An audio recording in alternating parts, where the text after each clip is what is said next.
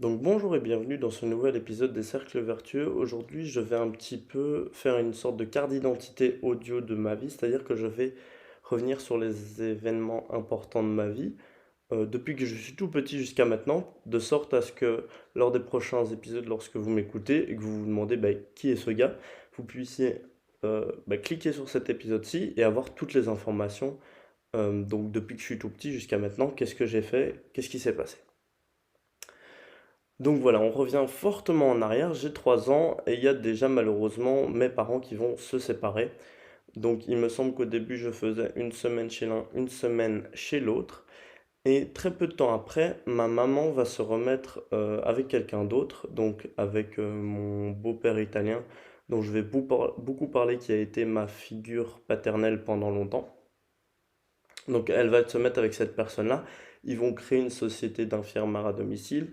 Ils vont beaucoup travailler. Je vais déjà être assez indépendant, c'est-à-dire que à 4 ans, pour aller à l'école maternelle, pour aller par la suite en primaire, etc., j'allais tout seul avec mon sac à dos. On ne devait pas me déposer en voiture ou quoi. J'étais déjà assez débrouillard tout petit.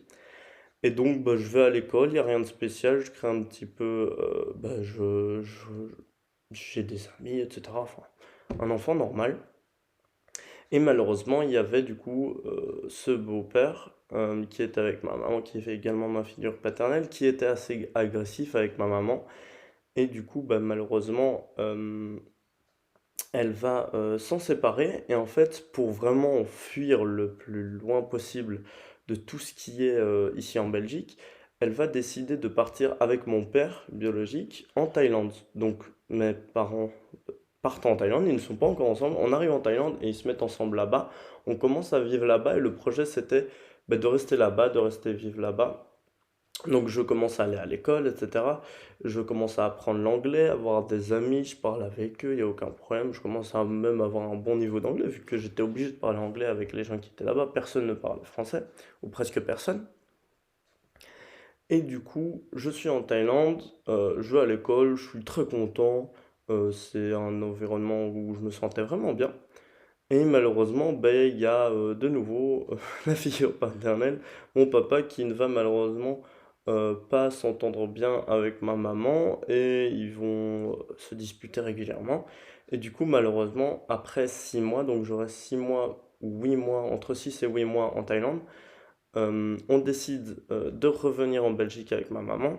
Malheureusement, vu que avant de partir en Thaïlande, elle avait mis tout ce qu'elle avait dans la société d'infirmière avec mon beau-père, et que en partant en Thaïlande, elle avait tout laissé tomber, et que en partant de la Belgique pour la Thaïlande, elle avait tout laissé tomber. En partant de la Thaïlande pour la Belgique, tout ce qu'elle avait en Thaïlande, elle ne pouvait pas l'emmener dans l'avion, quoi. Et du coup, on revient ici, on n'a rien du tout. Et heureusement, il y a une famille qui va nous aider, une famille qui me gardait également lorsque j'étais petit. Donc, on va pouvoir rester 3 4 mois chez eux. Vraiment des gens merveilleux. Et du coup, on reste 3 4 mois chez eux. Mais il y a ma maman qui avait mis tout ce qu'elle avait dans la société ici en Belgique avec mon beau-père. Et mon beau-père va reséduire ma mère. Donc, ils vont se remettre ensemble. On va retourner donc à Saintes, dans la maison dans laquelle on était. On retourne à Saintes. Je continue mes primaires là-bas. Je grandis là-bas.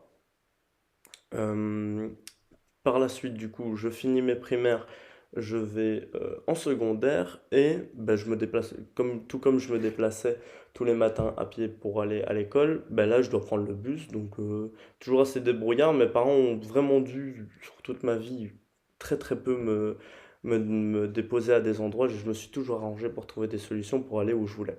Du coup, tous les matins, je vais en bus ou en vélo à une école, du coup, à Enghien, au collège Saint-Augustin, pour ceux qui connaissent.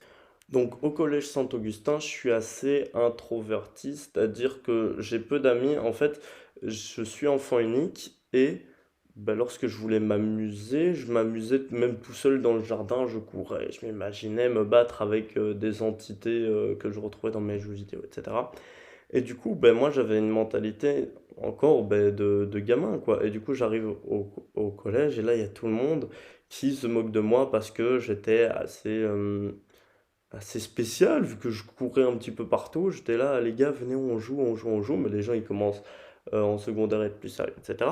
Du coup, je m'adapte à ça. Je commence à me faire quelques amis, mais c'est pas extraordinaire. C'est-à-dire que comment expliquer ça? Je m'en fais quelques-uns, mais c'est plus des amis par défaut parce que c'est les seuls qui comprennent mon mood, qui jouent un petit peu aux jeux vidéo, etc. Donc je suis toujours, à ce moment-là, je vis toujours à Saintes, je vais avec mon beau-père est avec ma mère pendant quelques années, ils continuent à faire grossir la société d'infirmières, ils achètent un centre médical, ils font vraiment grossir beaucoup les choses. Je reviens un petit peu en arrière. J'ai également été, juste avant d'aller en secondaire, enfant de chœur. J'ai été enfant de chœur pendant 2 3 ans. Là, c'est une anecdote qui n'a aucun sens parce que aujourd'hui, il n'y a pas du tout eu de suivi religieux. Mais pendant 2 3 ans, tous les dimanches, à 7 heures du matin, j'allais à la messe pour servir la messe avec le curé. C'était assez marrant.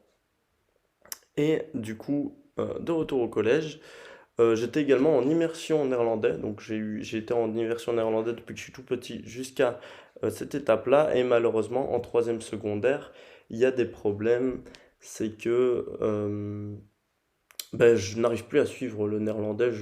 En fait, mon problème, et ça a été mon problème pendant toutes mes études, c'est que lorsqu'il y a quelque chose qui m'intéresse pas, j'ai pas envie de l'étudier, du coup je rate. Et du coup, ben, le néerlandais ne m'intéressait pas du tout.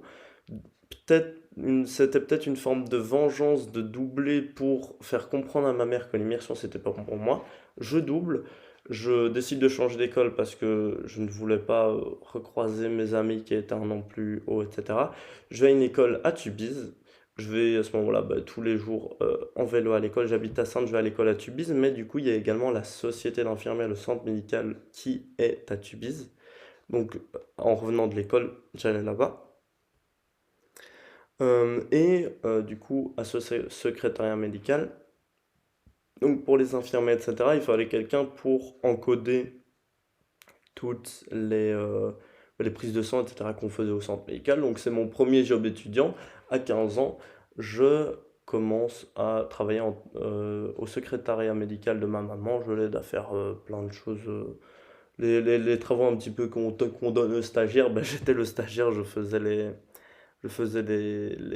les encodations de prise de sang, etc. Euh, et j'ai ma vie sociale entre le collège et du coup l'IPES de Tubize ici à Tubize s'améliore beaucoup, c'est-à-dire que je me fais beaucoup plus d'amis, j'ai ma première copine, je prends vraiment beaucoup de plaisir, je me sens vraiment bien dans cet environnement-là. Et euh, puis arrive le confinement. Donc pendant le confinement, malheureusement, je m'entends pas très bien avec mon beau-père euh, chez qui je vivais. Et en fait, on avait déménagé de Saintes au centre médical, c'est-à-dire qu'on vivait dans le centre médical dans une annexe qui était prévue pour, donc dans un loft qui est collé au centre médical. Je vivais là, mais malheureusement, ça n'allait pas très bien. Donc je suis parti faire le confinement chez ma première copine. Et donc je joue vraiment beaucoup beaucoup aux jeux vidéo pendant ce confinement-là. Et d'ailleurs, durant toute ma vie, durant tous les événements que je vous ai racontés, j'ai vraiment beaucoup joué. Mais en fait, lorsque je jouais à des jeux vidéo, je jouais à des jeux qui étaient vraiment niche, c'est-à-dire que je ne jouais pas à des jeux vidéo où il y avait une scène compétitive, où il y avait moyen de faire une carrière dedans. Je jouais vraiment à des jeux euh, assez différents comme Agario, Clash Royale, Minecraft, où en fait c'est plein de jeux que beaucoup de gens connaissent, mais il n'y a pas de scène e-sport dessus, du coup il n'y a pas moyen de travailler en faisant, même si après il y a eu Twitch, etc. Enfin bref, je me perds. Donc le confinement passe, il se finit, je reviens au loft. Mais vu que je m'entendais vraiment pas avec mon beau-père, il décide de me mettre dans un studio qui est également rattaché au centre médical, mais qui est plus éloigné pour que je sois pas constamment avec eux. Je vais vivre là pendant 3 ans et fin 2020, je me lance dans la revente de sneakers. Donc c'est quelque chose qui a commencé à m'intéresser d'un coup. Donc le principe d'acheter des Yeezy, des Jordan 1, des Dunk et de les revendre, en fait, c'était vraiment un moment où ça fonctionnait très très bien. Et bah, du coup, je commence à faire un petit peu d'argent également comme ça. J'achète des Jordan Mid à 120 balles, je les revends à 180. et je m'entraîne et en 2 ans, il me semble que j'en ai vendu 250. C'est quelque chose qui m'a vraiment beaucoup plu. Je me suis créé ma propre collection en revendant et je suis vraiment encore actuellement passionné par ça. L'histoire des paires, les collaborations qu'il peut y avoir, la date de sortie, etc. Ça m'intéresse vraiment beaucoup. Et du coup, j'avais décidé d'en faire un petit job sur le côté. Je fais ça. Et il y a également, du coup, dans le centre médical, mon beau-père. Donc, je suis toujours avec mon beau-père, ma mère. J'ai à peu près 17 ans. Et en fait, ils avaient décidé de faire un spa et wellness. Donc, ils ont créé un spa et wellness qui était accolé également au centre médical. Donc, où les gens peuvent se relaxer avec sauna, hammam, grotte à sel, piscine, etc. Et je commence donc à y travailler en tant qu'étudiant au début. J'apprends également à faire les massages. Je travaille vraiment pendant toute la fin de mes secondaires. J'y travaille vraiment beaucoup, beaucoup. Par la suite, je deviens étudiant indépendant. Donc, j'ai le statut d'étudiant indépendant, ce qui fait que je gagne mieux, ce qui fait que je suis un petit peu décroché de l'école et que j'étais, allez, dans ma classe, à l'école, j'étais l'une des seules personnes à faire vraiment un travail très actif, c'est-à-dire que tout, à chaque fois que je revenais de l'école, pendant le week-end, etc., ben, j'allais travailler là-bas et ça me plaisait vraiment beaucoup. Ça fait bizarre de parler au passé parce qu'en fait j'ai arrêté d'y travailler ici il y a 2 3 mois parce que en fait donc il y a eu le SPA qui s'est créé fin 2020, on avance en été 2021 et mes parents, donc ma mère va se séparer de mon beau-père, mais moi je vais continuer à régulièrement voir mon beau-père parce qu'il y a le SPA, parce que c'est ma figure paternelle, parce que c'est quelqu'un que j'apprécie beaucoup. Mais malheureusement ici il y a 2 3 mois, je me suis senti de moins en moins à l'aise d'être avec lui et également de travailler au spa. C'est pour ça que j'ai arrêté d'y travailler et que je suis en train de faire d'autres projets comme ce podcast et que je suis en train d'orienter ma vie vers un autre angle. Du coup, euh, je travaillais à ce spa-là. J'ai également... Hum, hum, hum. Oui, donc je continue. Donc je suis en réto à ce moment-là. Donc la terminale, pour ceux qui nous écoutent qui sont en France. Et je rate malheureusement donc ma réto. Je décide à nouveau de changer d'école et je retourne dans une école à Anguien, mais cette fois à l'Athénée. Donc j'ai vraiment sincèrement essayé de réussir à fond, à fond, à fond cette réto, mais malheureusement j'ai pas réussi à l'avoir.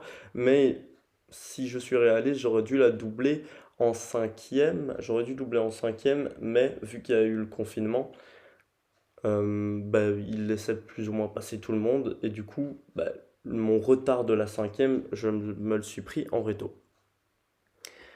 Du coup, je décide de refaire une réto haute part à l'Athénée. Là-bas, j'y rencontre de nouveaux amis, je me plais vraiment beaucoup. Mais en fait, ce que je vais faire, c'est que je vais avoir un rythme très particulier, c'est que l'école ne m'intéressait pas du tout. Et je décide de beaucoup, beaucoup travailler en rentrant le soir. C'est-à-dire que j'avais un rythme où je travaillais la nuit, je dormais 2 3 heures, puis j'allais à l'école et je me reposais à l'école. Donc j'avais vraiment un rythme très particulier parce que l'école m'intéressait pas du tout et je savais que c'était pas ce que je voulais faire et que j'allais m'en sortir autrement. Je chope également le permis, donc je vais passer mon permis théorique, perception des risques, puis le pratique. Et d'ailleurs, il y a quelque chose d'assez marrant au niveau de mon permis, c'est que ben, mon permis, j'ai aussi dû forcer pour l'avoir. Donc, ben, le permis théorique, il n'y a pas grand-chose à raconter, mais en tout cas, le permis pratique, je me rappelle que la première fois que je l'avais passé, donc je l'avais passé en Air Force, donc de chez Nike, et je l'avais raté. Et évidemment, ayant honte de l'avoir raté, mais n'ayant aucune excuse, j'ai dit à tout le monde, c'est parce que je portais des Air Force et que ce n'est pas une sneakers qui se revend, etc. Et du coup, j'ai dit à tout le monde, la prochaine fois, je les passe en Street Hawker, donc Dunklo Street Hawker, qui est d'ailleurs une paire qu'on m'a offert pour mes 19 ans. Donc tout le monde a mis un petit billet à mon anniversaire et j'ai pu me l'acheter, j'étais vraiment très très content. Et du coup, j'ai dit à tout le monde, c'est parce que j'étais en Air Force que j'ai raté mon permis, je vais la passer en Dunklow Street Hawker et je vais réussir. Et du coup, je repasse mon permis en Street Hawker et je l'ai réussi. Ça m'a rendu très heureux parce que j'ai validé ma théorie. Et d'ailleurs, il y a même un de mes amis qui va bientôt passer son permis et il m'a demandé d'utiliser les Street Hawkers pour le passer, donc c'est assez marrant.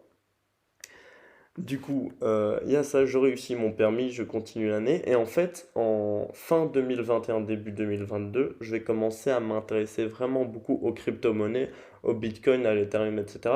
Évidemment, j'en entends parler parce que ça a monté d'une manière fulgurante, du coup, en fin 2021. J'en entends parler, je m'intéresse à la technologie, je commence vraiment à regarder beaucoup de vidéos à ce sujet. Et bah, je commence à investir petit à petit. Évidemment, donc aujourd'hui, on est en juillet 2023. Avec le recul, c'était vraiment le pire moment pour investir. En fait, la fin d'un bull run en crypto-monnaie, le bull run, c'est lorsque ça monte d'un coup. C'est le pire moment pour investir, mais c'est le moment où tout le monde en entend parler. Donc, j'investis tout courant 2022, mais ça baisse. En fait, je me prends le bear market de 2022. Donc, je vais mettre vraiment presque toutes mes économies du SPA, etc., dans les crypto-monnaies. Je vais me manger une grosse baisse. Et du coup, là, on est en phase d'accumulation sur les crypto-monnaies. Je suis en train d'essayer d'en avoir le plus possible pour le potentiel bull run de 2024-2025. Et du coup, entre le travail au spa, le travail des cryptos, comme je l'ai dit, bah, à l'école, je travaillais la nuit donc sur ces sujets-là. Et à l'école, j'écoutais vraiment très peu.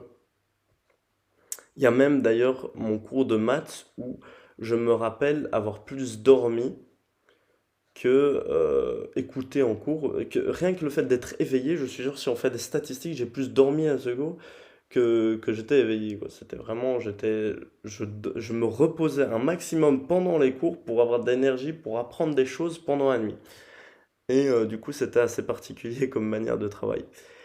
Et donc, je commence également à faire du trading de crypto-monnaie. Donc, pour spéculer à plus court terme, je m'entraîne à faire ça, mais c'est quelque chose de très dur. Je continue encore à le faire aujourd'hui, mais bah, je suis toujours pas professionnel, je suis toujours pas rentable. C'est quelque chose de très compliqué et j'espère le devenir un jour parce que ça me passionne réellement. Et donc, à la fin de cette année scolaire-là, où je savais que j'allais rater, je me suis dit, bah, qu'est-ce que je vais faire de ma vie activement? C'était l'école jusqu'à maintenant, mais là j'ai envie de commencer à travailler pour pouvoir investir, pour pouvoir apprendre des choses et pour pouvoir ben, être actif, être utile dans la société. Et donc il y a un de mes amis qui me parle d'une formation de gardiennage, donc de sécurité. Donc il m'en parle fin août 2022 et je m'y inscris directement. Et je fais la formation d'octobre. Donc je fais la formation d'octobre, je la réussis, je suis très content, j'ai mon diplôme d'agent de gardiennage. Et je vais devoir attendre tout de même 4 5 mois avant d'avoir mes cartes pour pouvoir travailler, parce qu'on a besoin de cartes ministérielles pour pouvoir travailler dans une boîte qui nous envoie sur des chantiers où on travaille en tant que sécu. Et du coup, je vais être pris dans une très grosse boîte qui va m'emmener sur un chantier. Donc là, on est déjà en février. Donc je commence mon contrat en février de cette année-ci. Donc il y a 5 mois. Et je commence à travailler donc à la Commission européenne. C'est une très grosse boîte qui est à la Commission européenne. Et je commence à y travailler. Je commence à y travailler 2 jours. Ça me plaît beaucoup. Je suis très content.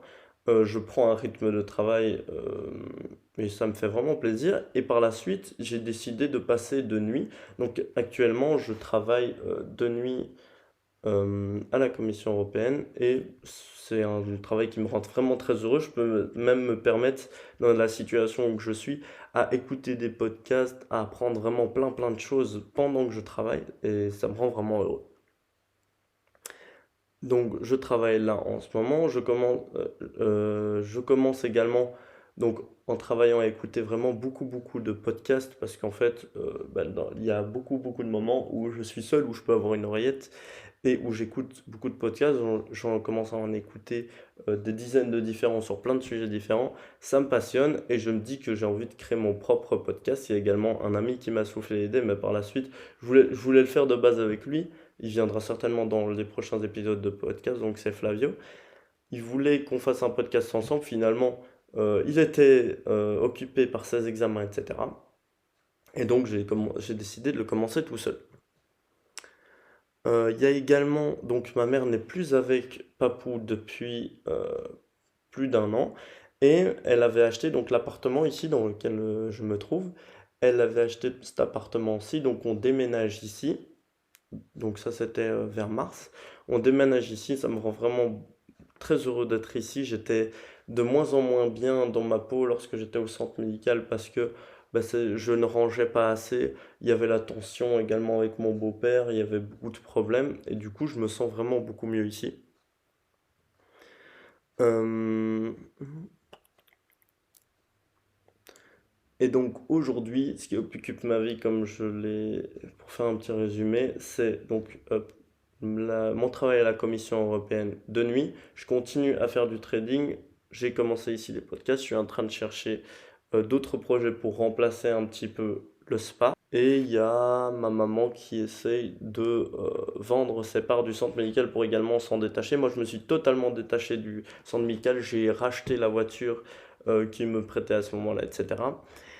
Et je vais finir ce podcast en expliquant un petit peu plus précisément ma relation avec donc mon père biologique.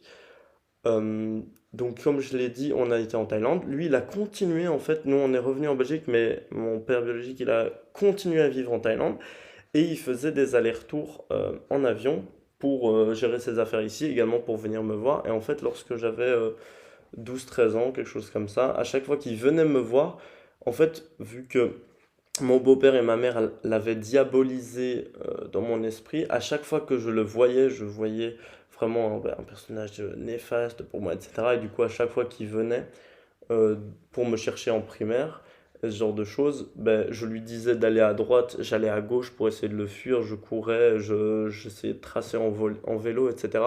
Et j'ai vraiment tout fait pour l'esquiver. Puis il s'est dit, je laisse tomber. Donc il a également essayé de communiquer avec des amis à moi par les réseaux sociaux pour essayer de me voir. Et en fait, juste avant le confinement, donc vraiment en janvier 2020, il va venir en Belgique et on va manger 2 fois ensemble. Mais on ne s'était plus vu à ce moment-là depuis 7-8 ans. Donc c'était vraiment très particulier. On a mangé 2 fois ensemble. On a passé un bon moment. Et en fait, du coup, il est parti en me disant, on se voit potentiellement dans les prochains mois. Malheureusement, il y a eu le Covid et il y avait des règles très très strictes chez lui en Thaïlande. Et du coup, j'ai pas su aller le voir. Donc 2020-2021 Covid, 2022 aussi en fait, les règles étaient tellement strictes chez lui qu'il n'a pas su venir. Et en fait, là, je suis en train de voir pour moi aller le voir en Thaïlande, ça me ferait vraiment plaisir. Et je communique parfois avec lui par téléphone, etc. C'est lui également qui m'a transmis la passion pour les crypto-monnaies, qui m'en a parlé. Et du coup, voilà, c'était la petite parenthèse par rapport à lui. J'espère qu'il m'écoute, je pense que je lui enverrai ce podcast. J'espère que vous avez passé un bon moment. J'espère que ça vous a tout de même intéressé, même si c'est quelque chose de très personnel et que il n'y a pas vraiment de leçon de morale à tirer de tout ça. Mais lors des prochains épisodes, évidemment, j'aborderai des sujets plus précis euh, et vous pourrez vous identifier à ces sujets-là. Voilà, c'était la fin de ce podcast. J'espère que vous avez apprécié. C'est ciao!